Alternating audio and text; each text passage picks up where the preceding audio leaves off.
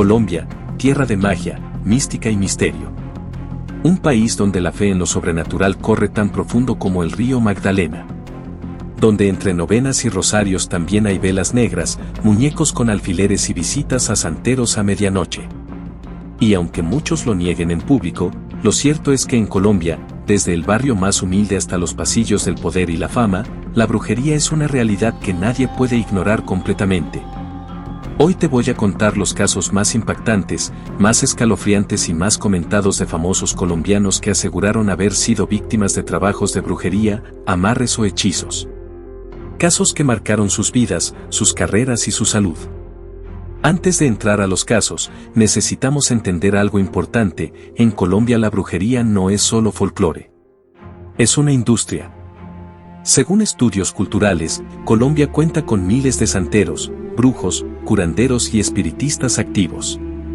Ciudades como Bogotá, Cali, Barranquilla y especialmente la costa Caribe tienen una tradición profundamente arraigada en el espiritismo y la magia popular. El trabajo, como popularmente se le llama, puede incluir amarres amorosos, trabajos para bajar a alguien de su posición, hechizos para robar la suerte, el dinero o la salud. Y en el mundo del entretenimiento, los celos, la envidia y la competencia son el caldo de cultivo perfecto para que estas prácticas florezcan. ¿Serán reales? ¿Será el poder de la sugestión? Eso te lo dejo a ti. Lo que sí es real es que estas historias existieron, fueron contadas por sus protagonistas y generaron conmoción en todo el país. Comencemos. Caso 1. Shakira, la maldición que persiguió su amor. Empezamos con la colombiana más famosa del mundo, Shakira Isabel Mebarak Ripoll, nacida en Barranquilla. Y aunque Shakira es conocida por ser racional, independiente y con los pies en la tierra, las personas cercanas a su familia han contado una historia que pocos conocen. Cuando la relación entre Shakira y el futbolista español Gerard Piqué comenzó a deteriorarse públicamente en 2022, muchos en Colombia susurraron algo que en la costa atlántica se dice bajito pero se cree fuerte: eso tiene trabajo. Cuentan personas cercanas al entorno de la familia Mebarak que desde Barranquilla, años antes de que la separación se hiciera pública, varios videntes y santeros advirtieron que alguien había realizado un amarre sobre la relación de Shakira con el objetivo de destruirla. No para hacerle daño a ella directamente, sino para humillarla. La señal que más llamó la atención en estos círculos fue la famosa bruja de la Catedral de Bruselas que supuestamente Piqué visitó. Aunque esto nunca fue confirmado oficialmente, en los grupos esotéricos de la costa circuló con fuerza la teoría de que el padre de sus hijos habría sido amarrado a otra persona. Pero hay más. La mamá de Shakira, doña Nidia Ripoll, es conocida en Barranquilla por ser una mujer muy creyente y con profundo respeto por el mundo espiritual.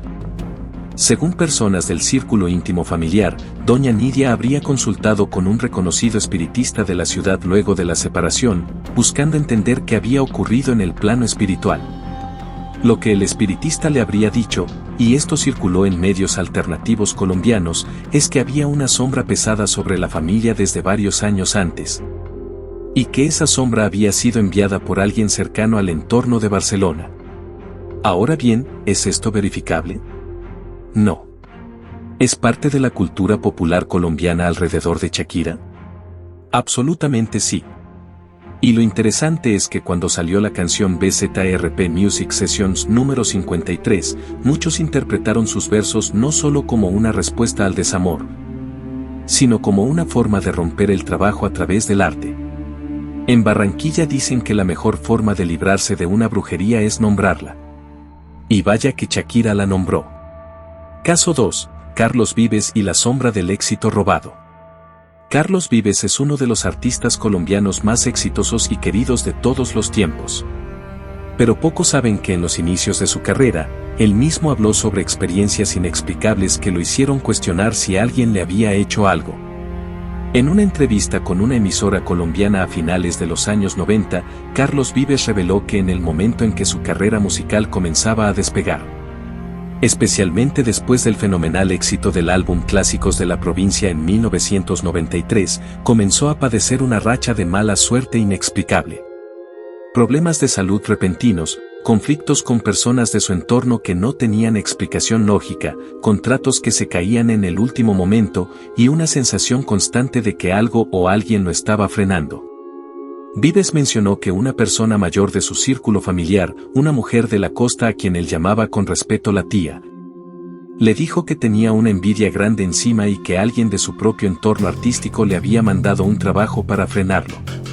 La solución que le sugirió esta mujer fue una limpieza espiritual que incluía baños con plantas específicas, oraciones durante 9 días consecutivos y visitar a un sacerdote y a un espiritista en el mismo periodo. Carlos no confirmó si siguió estas instrucciones al pie de la letra, pero sí mencionó que después de ese periodo todo empezó a fluir de nuevo.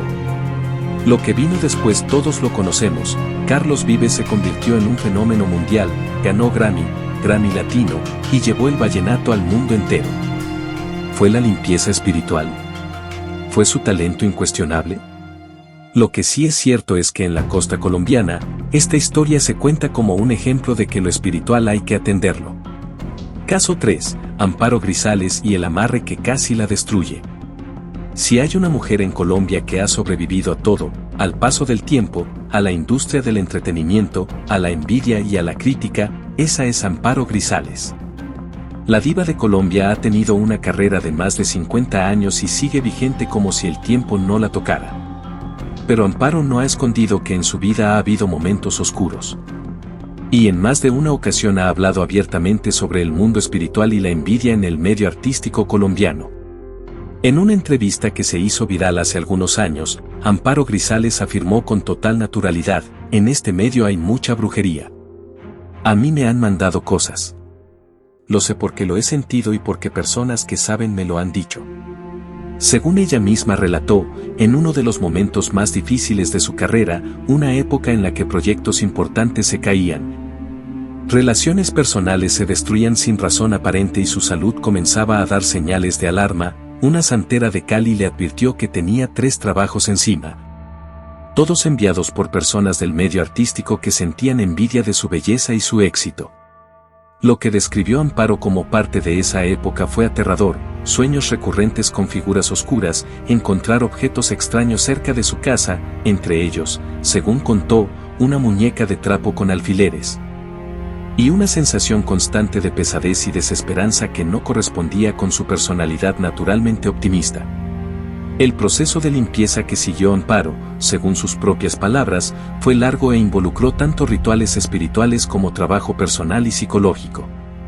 Ella misma ha dicho que no ve una contradicción entre la fe, la ciencia y el mundo espiritual. La envidia es real, ha dicho Amparo. Y en Colombia, la envidia tiene muchas formas de expresarse. Hoy, décadas después, Amparo Grisales continúa siendo un ícono. Y en Colombia muchos dicen que su longevidad y su vigencia son prueba de que logró librarse de todo lo que le mandaron. Caso 4, René Higuita y la maldición del escorpión. René Higuita es uno de los personajes más singulares y queridos del fútbol colombiano. El Loco Higuita, famoso por su atajada del escorpión en Wembley, por su personalidad extravagante y por haber sido parte de la selección dorada de los años 90. Pero la vida de Higuita también estuvo marcada por una caída estruendosa. En 1993 fue detenido y pasó varios meses en prisión por haber actuado como intermediario en un caso de secuestro relacionado con Pablo Escobar. Eso le costó su participación en el Mundial de Estados Unidos 1994. Lo que pocos saben es que en el entorno de Higuita y entre personas cercanas a él en Medellín, corrió durante años la versión de que alguien le había hecho un trabajo espiritual para hundirlo justo cuando estaba en la cima. Higuita mismo, en entrevistas posteriores, habló de cómo en sus peores momentos sintió que había fuerzas que no entendía actuando en su contra. Y personas de su entorno mencionaron que familiares suyos consultaron con espiritistas en Medellín que coincidieron en que había un trabajo hecho contra él, enviado por alguien que quería verlo caer. La historia toma un giro aún más escalofriante cuando se menciona que algunos de los objetos que supuestamente le encontraron enterrados cerca de su casa en Envigado incluían tierra de cementerio, monedas negras y una fotografía suya deteriorada. ¿Verdad o leyenda urbana?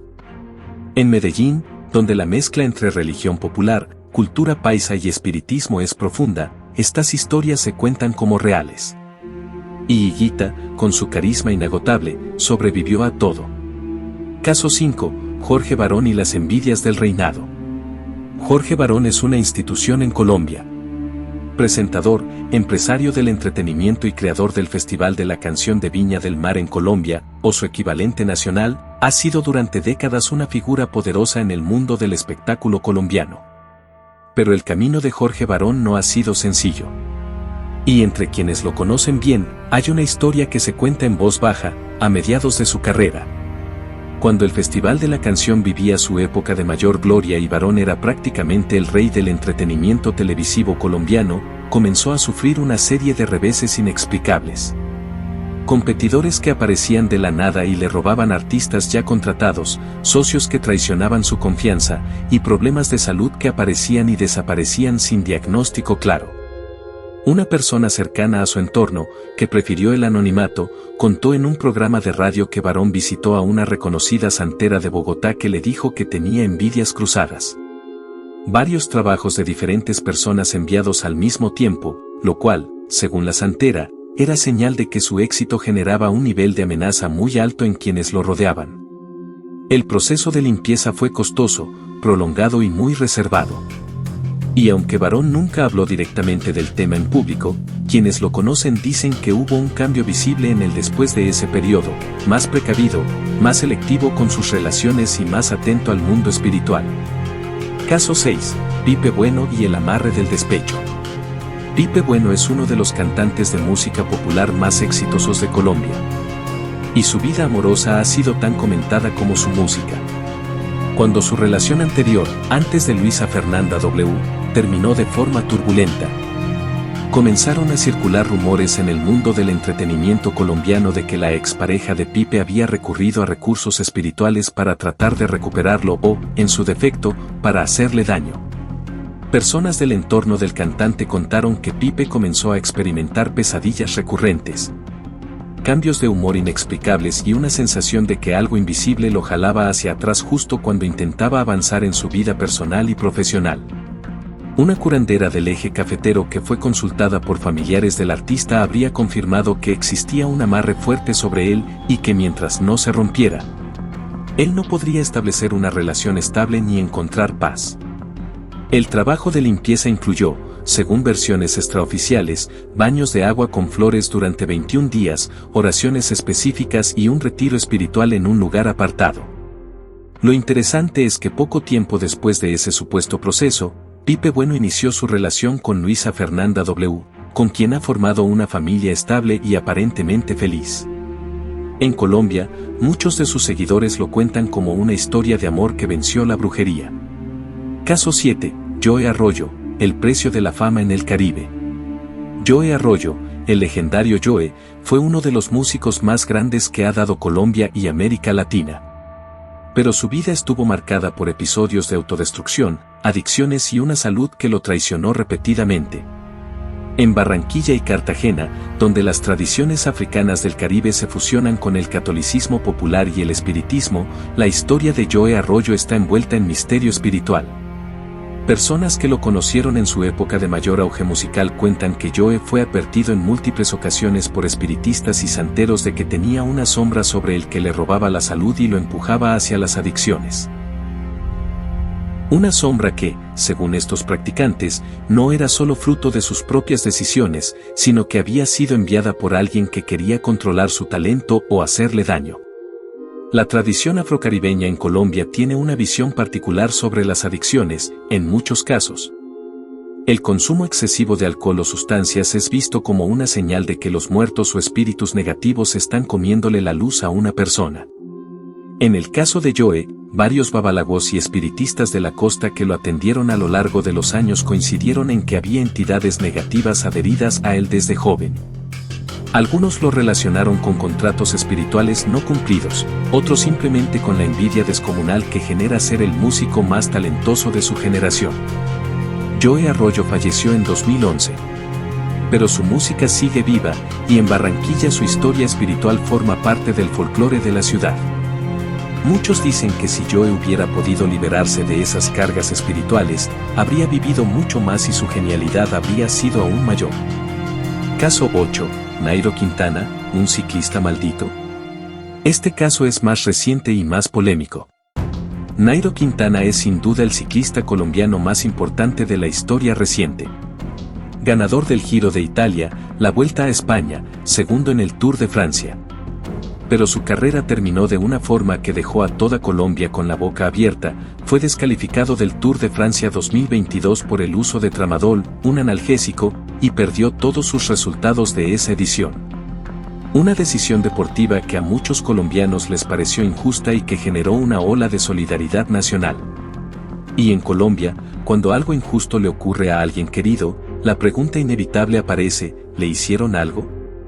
En Boyacá, tierra de Nairo, comenzaron a circular versiones de que alguien cercano a su entorno deportivo, ya fuera un rival, alguien dentro de su propio equipo, o una persona enviada por intereses europeos que no querían ver a un colombiano dominar el ciclismo mundial, había realizado un trabajo espiritual para hundirlo.